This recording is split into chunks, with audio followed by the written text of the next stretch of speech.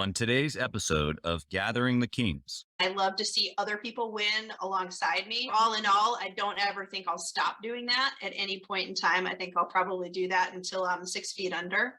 You are listening to Gathering the Kings with Chaz Wolfe, featuring fellow 7, 8, and even 9-figure business owners who have real battle scars from business and life, but have prevailed as the king that they are designed to be. We welcome high-performing entrepreneurs to the stage in order to reveal the real of the real on what it takes to build a successful business today. We dissect the good and bad decisions they've made along the way that give a true and accurate picture of the journey of success and how you too can get there. Through this dialogue, you will learn the value of growing your network and surrounding yourself with power players and kings like today's guest. Grab your pen and notebook because we're about to dive in. All right, everybody. I'm Chaz Wolfe, Gathering the Kings. We got at the Kings stage here, Angela Goodman, a fellow queen. How are you today? I'm doing great, Chaz. How are you doing? Doing wonderful. Good. We were just kind of chatting about the end of the day Monday. Mondays are always one of those days where you're like, am I going left? Am I going right? Am I going left? Am I going? So I'm just so thankful to be here. But tell us what kind of business that you're in and what brings you to the stage. I am actually in multiple different businesses. I have a couple of franchise ownerships of the famous Toastery here in Northern Virginia outside of DC. And that has morphed itself into several different other businesses, a couple of commissary kitchens, a ghost kitchen. I also do a lot of coaching and consulting for some small business clients because of the pandemic. That kind of sprouted about. And then I've got some dabblings in real estate from residential to multifamily, but I'm super fresh in all that, but just adding that to my efforts as well. So I love it. Yeah. I love it. So kitchen queen turned business mogul and dabbling in real estate. I love it. We're going to have lots of good conversation then. Those are similar veins. But before we jump into your story, I want to know why.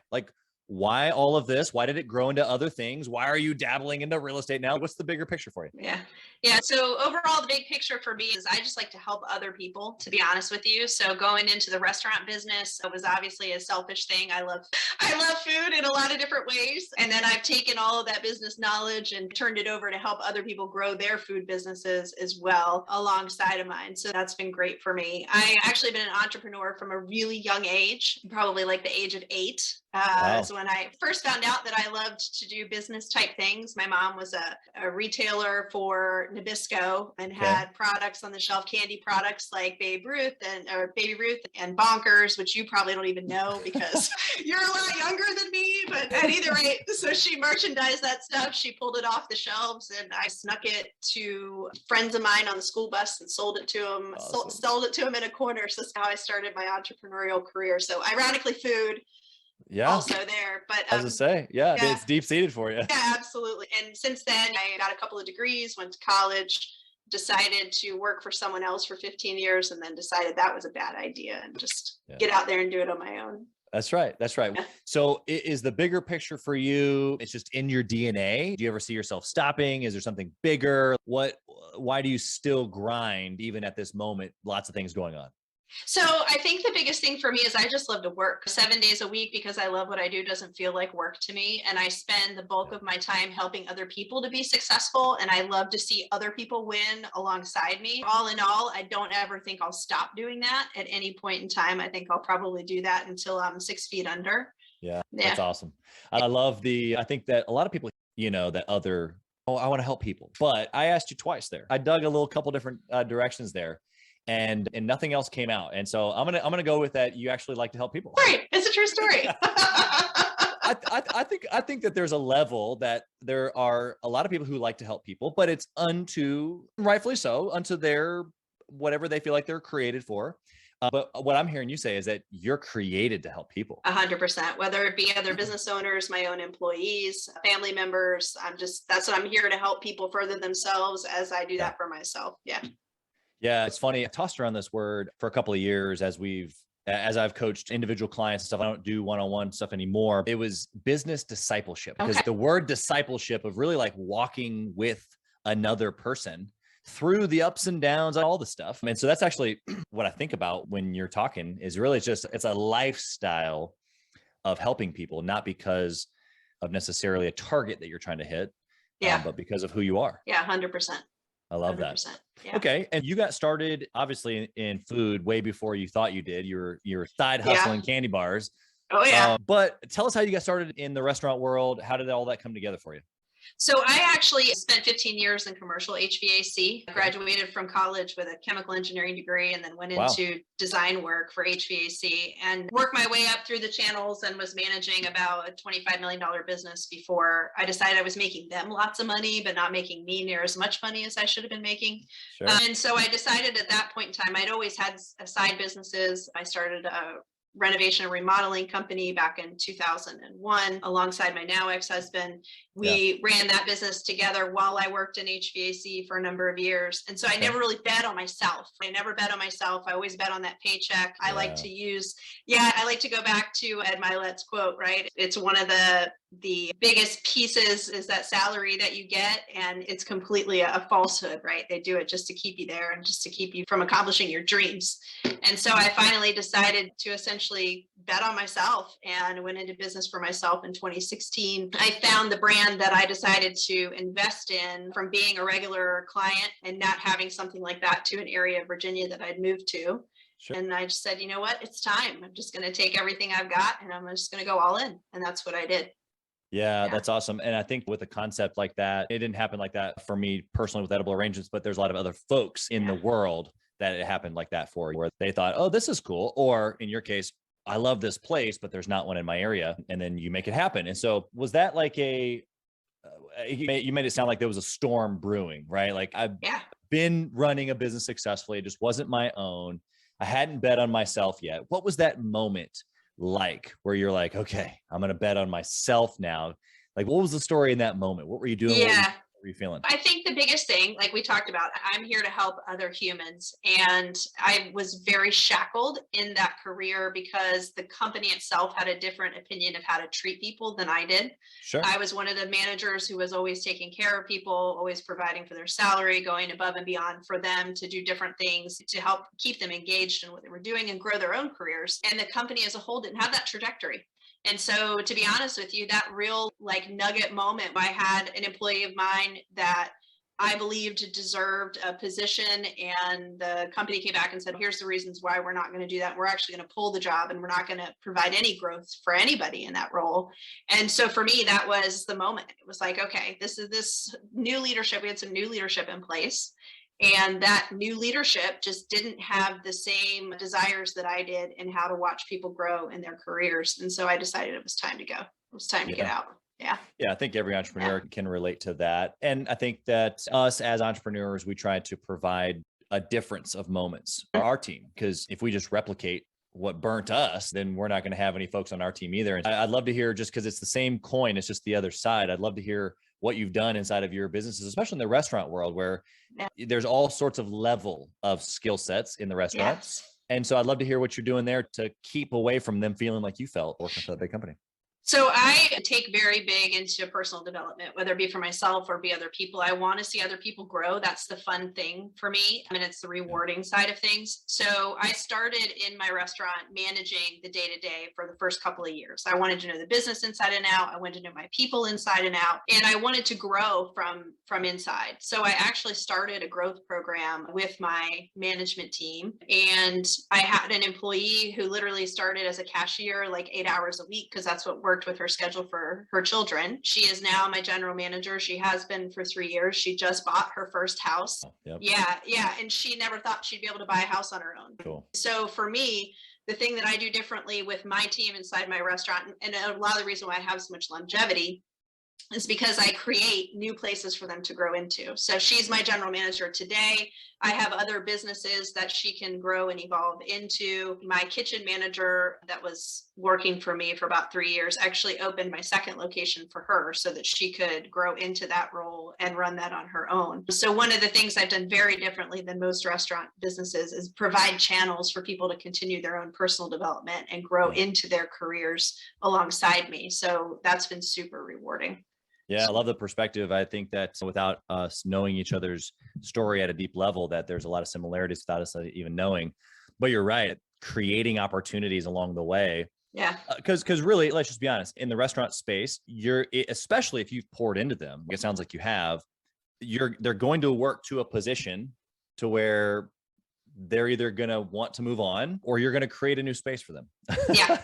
Yeah. And that's just the reality of it, is because the business can only support what it can support. And so I think that's an amazing opportunity for the right people to make themselves so valuable that we as owners have to create new places for them. I love that. And I'm glad that I'm an owner like you, it sounds like, where it's okay. Now you've become so valuable that it puts me on my toes. And I got to think about how I can grow in order to keep up on my team. Yeah, absolutely. It's so important to continue to elevate yourself and your own goals and your own personal development so that you can bring everyone else that's underneath you up with you.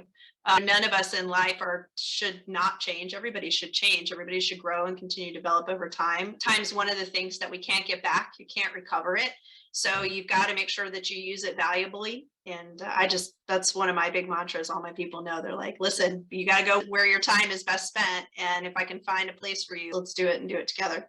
Yep. So. I love that. And they, knowing what you've poured into them, even probably within a short amount of time, know that, man, if I can get it done here, I want to do it here because of the value that you've given them, which is incredible. So, okay. So along the way, you've made some, I'm sure, good and bad decisions. I want to know the good decision first, something that just sticks out in your brain, of something that we as listeners can write down and we can go implement into our own businesses. So I will say this, I think probably the best decision I ever made was really to double down on my own personal development. I think it's one of the things that entrepreneurs overlook. I think they get involved in their businesses and they forget to take care of themselves. They forget to continue to grow. They forget to continue to learn and find other things that suit them for them to do. And I think that's one of the best decisions I ever made. I started that process 2 or 3 years ago. Once I got the restaurants to the point where they were operating on their own, I felt very stagnant in my life. I felt, okay, I've got this restaurant, it's performing really well. I'm looking to do another one. I have these other ideas in my head. And I was like uncomfortable. It's really uncomfortable.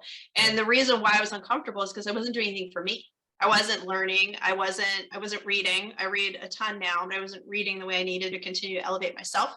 So that was probably one of the best decisions that I made in order to move my ball forward, which then moves all of their balls forward too. Yeah. I love that perspective.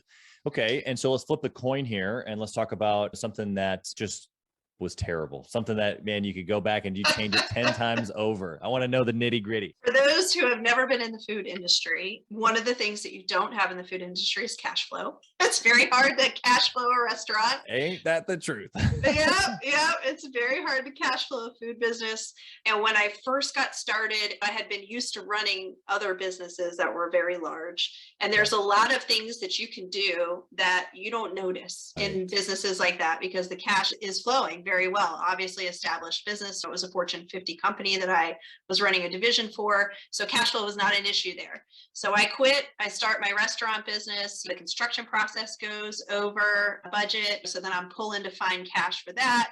Then I get the doors open and the customers are not coming. There's no guarantee somebody's going to walk through your front door. So one of the worst decisions or worst things that I didn't have a good heartbeat on was my cash flow in the beginning. And when COVID hit, to be quite honest with you, I pretty much was about a week away from having to shut my doors because I didn't have the cash flow built up. I didn't have the money saved behind me. I'd been in operation for 3 years. I had a $1.6 million business. It wasn't like I didn't have opportunity for that to happen, but I only had so much in reserve. And had we not gotten the PPP money so quickly, my employees, I would have had to let them all go. I wouldn't have been able to keep them on board. And so probably one of my worst decisions in the beginning that I wish I could totally take back is allocating some monies, even though whether it's 1% or 2% or whatever revenue you're doing, you don't really miss that money. Put it in a freaking bank account, forget it ever happened. I found as the pandemic hit, I found profit first. I don't know if you're familiar with that cash flow methodology. Yep.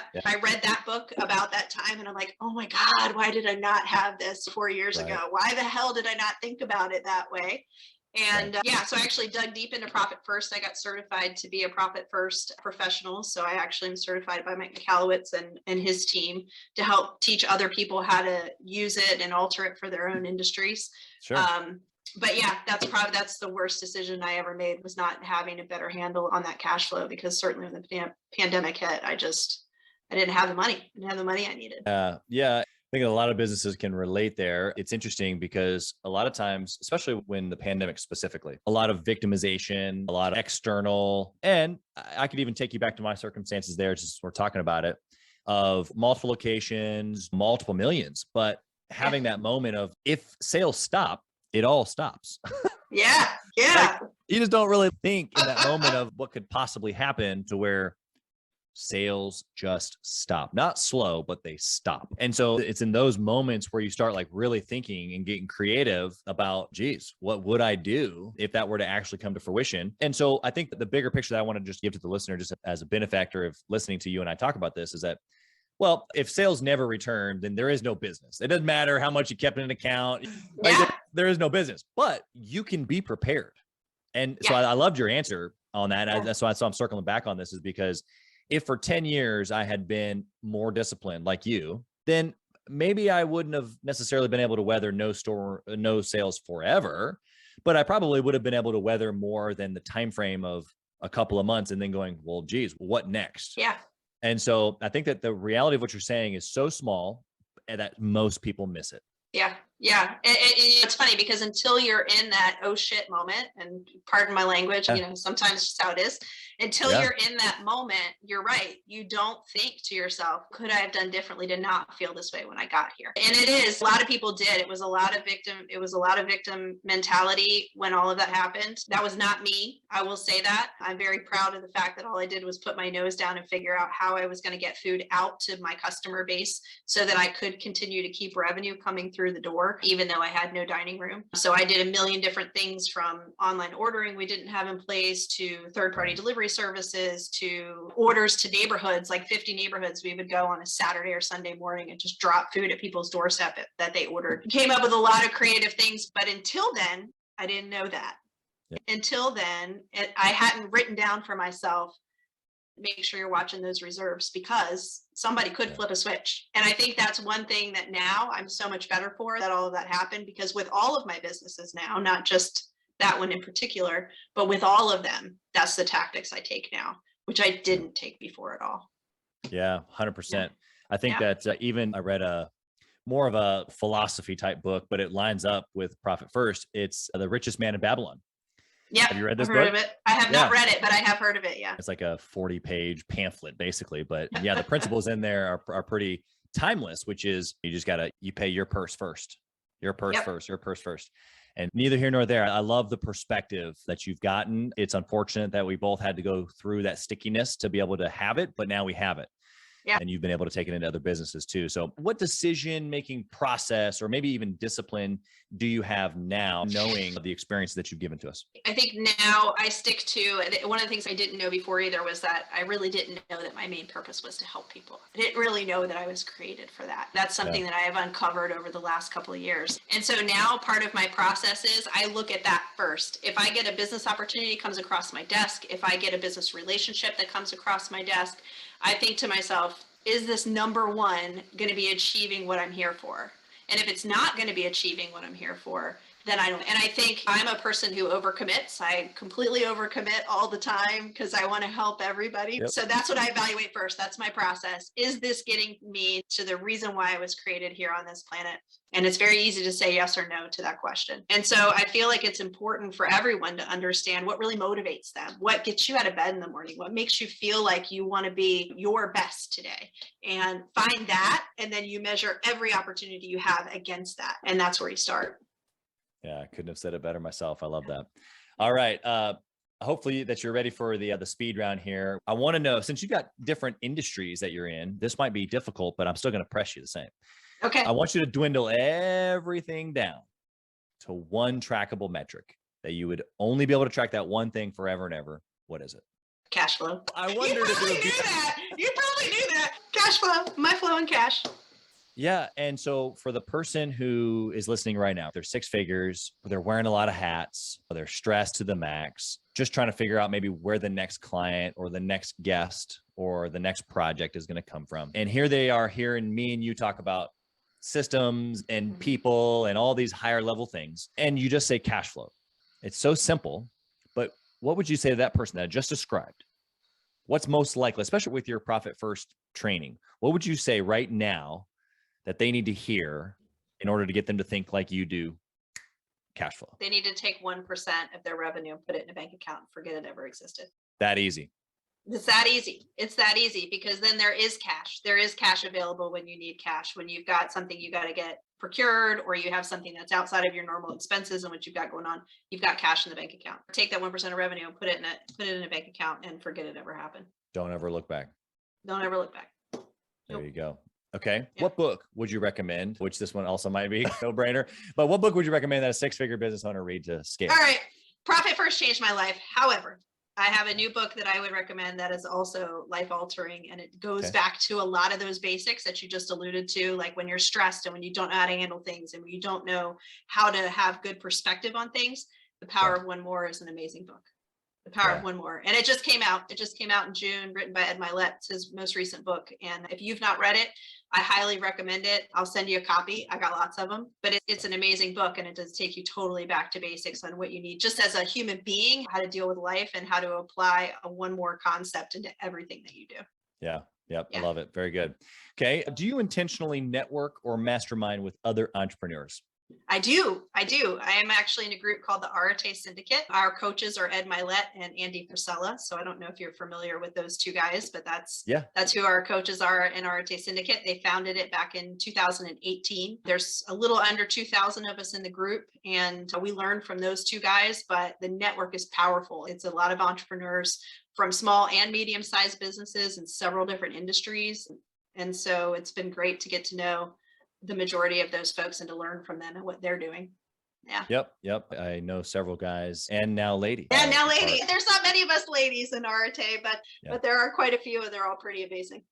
Yeah, it's a similar feeling that I have inside of our Gathering the Kings masterminds with the ladies that are involved, the queens, because for us, Gathering the King is not a masculine thing. It's a mindset. 100%. And so same thing. Not that there's many, but the ones that come. Powerful, right? That's right. We appreciate that. Okay. I got a question for you. Unique. I didn't put it on the list. I want to put a curveball at you. Okay. If you only had 1 hour each week, so 1 hour in the week to operate your businesses, what would you do in that 1 hour to operate your business successfully like you do now? I would spend time with my management. Okay. I would spend an hour with them, building them up and helping them win. Yeah. And why do you think like that would need to take the 1 hour that you would be able to give? Because they would disseminate from there. If you really pour into people and you really have a passion for their growth and development, you're not only creating better for them, but you are creating that power within them that they want to create power with everyone else. So it's a total multiplying factor. Absolutely. That's what I do. 100%. I love it. Okay. Last question for you, Queen Angela. If you lost it all, what would you do? I would do something else. It's funny. I tell people this all the time, and I alluded to it earlier. Time is one of those things that you can't get back. It's the only thing that you can't get back. You can always recover money. So I would literally just start something else. I don't know if I would do something in the food industry. I don't know if I would take a tract of some of the other things that I'm doing, whether it be partnering with people or whether it be real estate. But I would just start all over again like it never happened. Yeah, I love that. The mindset of just turn the page. Just win, man. Just go out and win every day. Doesn't matter. I see. Now we're gonna have to do another podcast.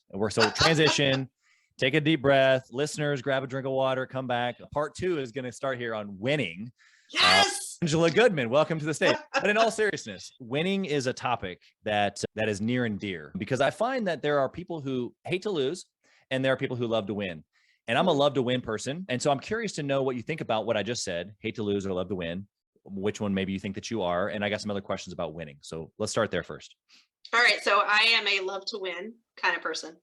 Love to win. Okay. How did you learn that about yourself? Sports. I did a lot of sports growing up, basketball, softball, tennis. I get out there and I'm out there to compete, and I love to compete and I love to win. Yeah. Some of the biggest competitors I've met have been the hate to lose. Like their drive to not lose is extremely powerful. That is not what's driving on the inside of my engine over here. It is to win. It is. Yeah. I don't even care. Okay. So fine. We take a loss. Fine. Whatever. Let's just get back to it so we can win. There in the Power of One More, Ed talks a little bit about your reticular operating system in your brain, and you program what your brain is going to do by your memories. And if you're always thinking to yourself that you hate to lose, you actually program lose into your brain. If you program into your brain that you love to win, You program win into your brain, and it just becomes a part of who you are, and then emanates into everything you do. What I find is a lot of people that hate to lose, they hate to lose in certain aspects and certain things, but they don't apply it to their whole life.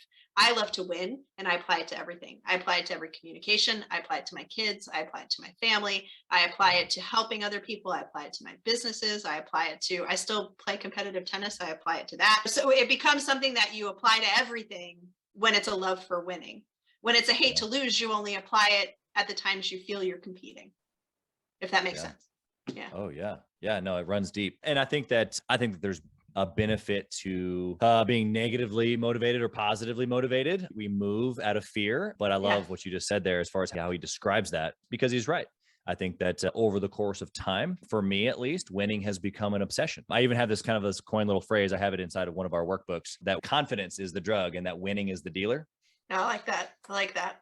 And because how many times have you and I gone into a scenario confident, maybe not 100%, because we never can quite fully be, but because of the history of winning, because of the things that we've done, because of the businesses we've built or the people that we've built up, you walk into the next thing going, okay, let's see what happens. And there's this like uber confidence that, at least for me, I've been able to make things happen in situations simply just because of how I entered the room before I ever even knew what the situation was. Yep.